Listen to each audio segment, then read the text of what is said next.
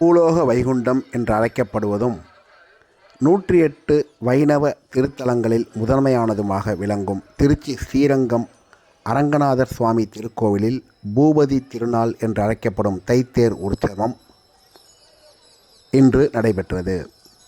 ஆண்டுதோறும் 10 நாட்கள் நடைபெறும் தைத்தேர் உற்சவம் கடந்த 23ஆம் தேதி கொடியேற்றத்துடன் துவங்கியது. தொடர்ந்து உற்சவ நாட்களில் தினமும் காலை மற்றும் மாலை வேளைகளில் நம்பெருமாள் மூலஸ்தானத்திலிருந்து ஹம்ச வாகனம், யாழி வாகனம், கருட வாகனம், அனுமந்த வாகனம், யானை வாகனம், தங்க குதிரை வாகனம் உள்ளிட்ட பல்வேறு வாகனங்களில் எழுந்தருளி திருவீதி உலா நடைபெற்றது.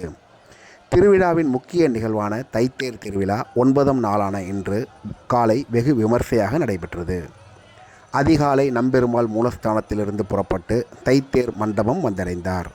பின்னர் உப நாச்சியார்கள் புறப்பட்டு தனித்தனியே தேருக்கு வந்தடைந்தனர். பின்னர் அலங்கரிக்கப்பட்ட தைத்தேரில் உப நாச்சியார்களுடன் நம்பெருமாள் எழுந்தருளி பக்தர்களுக்கு காட்சியளித்தார். அதனைத் தொடர்ந்து 4 உத்திர வீதிகளிலும் தேரை பெரும் திரளான பக்தர்கள் ரங்கா ரங்கா கோவிந்தா என கோஷமிட்டவாறு வடம் பிடித்து இழுத்தனர். இவ்விழாவிற்கான ஏற்பாடுகளை இந்து சமய அறநிலைத்துறை சார்பில் கோவில் இணை ஆணையர் சிவராம்குமார் தலைமையில் கோவில் பணியாளர்கள் செய்திருந்தனர். தைத்தேர் நடைபெறுவதையொட்டி திருச்சி மற்றும் சுற்றுவட்டார பகுதிகளிலிருந்து ஏராளமான பக்தர்கள் வந்திருந்ததால் அங்கு பலத்த போலீஸ் பாதுகாப்பு போடப்பட்டிருந்தது.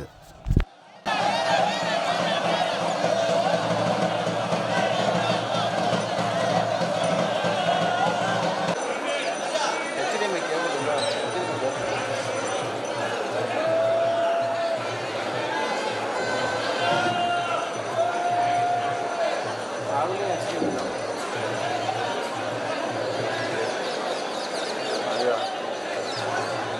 Berapa?